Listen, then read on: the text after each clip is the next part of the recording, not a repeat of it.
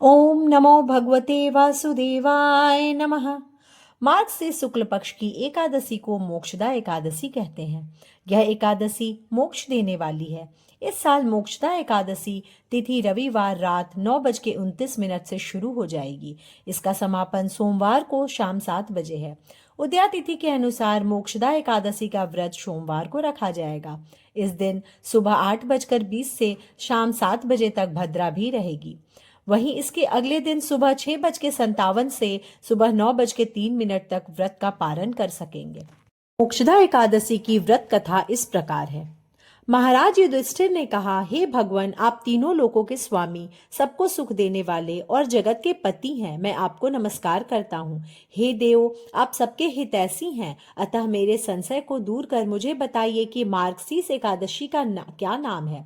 उस दिन कौन से देवता का पूजन किया जाता है और उसकी क्या विधि है, कृपया मुझे बताएं। भक्त वत्सल भगवान श्री कृष्ण कहने लगे कि धर्मराज, तुमने बड़ा ही उत्तम प्रश्न किया है। इसके सुनने से तुम्हारा यश संसार में फैलेगा। मार्गशीर्ष शुक्ल एकादशी अनेक पापों को नष्ट करने वाली है। इसका नाम मोक्षदा एकादशी है।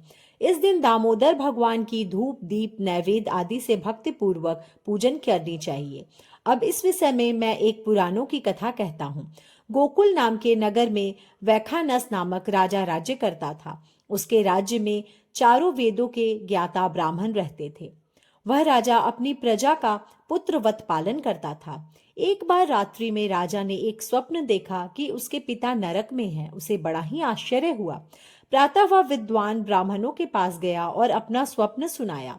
कहा, मैंने अपने पिता को नरक में कष्ट उठाते देखा है। उन्होंने मुझसे कहा कि हे पुत्र, मैं नरक में पड़ा हूँ, यहाँ से तुम मुझे मुक्त कराओ। जब से मैंने ये वचन सुने हैं तब से मैं बहुत बेचैन हूँ। चित्त में बड़ी अशांति हो रही है। मुझे इस राज्य, धन, पुत्र, स्त्री, हाथी, घोड़े आदि में कुछ भी सुख प्रतीत नहीं होता है। क्या करूं? राजा ने कहा, हे ब्राह्मण देवताओं, इस दुख के कारण मेरा सारा शरीर जल रहा है। अब आप कृपा करके कोई तप, दान, व्रत आदि ऐसा उपाय बताइए जिससे मेरे पिता को मुक्ति मिल जाए। उस पुत्र का जीवन व्यर्थ है जो अपने पिता माता का उद्धार न कर सके। एक उत्तम पुत्र जो अपने माता पिता तथा पूर्वजों का उद्धार करता है, वह 1000 मूर्ख पुत्रों से अच्छा है। जैसे एक चंद्रमा सारे जगत में प्रकाश कर देता है, परंतु हजारों तारे नहीं कर सकते। ब्राह्मणों ने कहा, हे राजन, यहाँ पास ही भूत भविष्य वर्तमान के ज्ञाता पर्वत ऋषि का आश्रम है। आपकी समस्या का हल वे जरूर करेंगे। ऐसा सुनकर राजा मुनि के आश्रम पर गया। उस आश्रम में अनेक शांत चित्त योगी और मुनि तपस्या कर रहे थे। उसी जगह पर्वत मुनि बैठे थे। राजा ने मुनि को साष्टांग दंडवत किया। मुनि ने राजा से सांगोपांग कुशल पूछी। राजा ने कहा कि महाराज, आपकी कृपा से मेरे राज्य में सब कुशल है, लेकिन अकस्मात मेरे चित्त में अत्यंत अशांति होने लगी है। ऐसा सुनकर पर्वत मुनि ने आंखें बंद की और भूत विचारने लगे। फिर बोले, हे राजन, मैंने योग के बल से तुम्हारे पिता के कुकर्मों को जान लिया है। उन्होंने पूर्व जन्म में कामातुर होकर एक पत्नी को रति दी, किंतु सौत के कहने पर दूसरे पत्नी को ऋतु दान मांगने पर भी नहीं दिया। उसी पाप कर्म के कारण तुम्हारे पिता को नरक में जाना पड़ा। तब राजा ने कहा, इसका कोई उपाय बताइए। मुनि बोले, हे राजन, आप मार्गशीर्ष एकादशी का उपवास करें और उस उपवास के पुण्य को अपने पिता को संकल्प कर दें। इसके प्रभाव से आपके पिता की अवश्य नरक से मुक्ति होगी।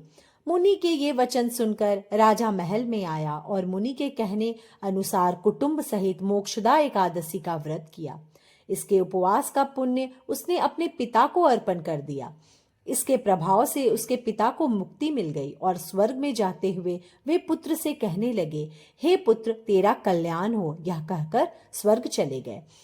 मार्गशीर्ष मास की शुक्ल पक्ष की मोक्षदा एकादशी का जो व्रत करते हैं, उनके समस्त पाप नष्ट हो जाते हैं। इस व्रत से बढ़कर मोक्ष देने वाला व्रत और कोई नहीं है।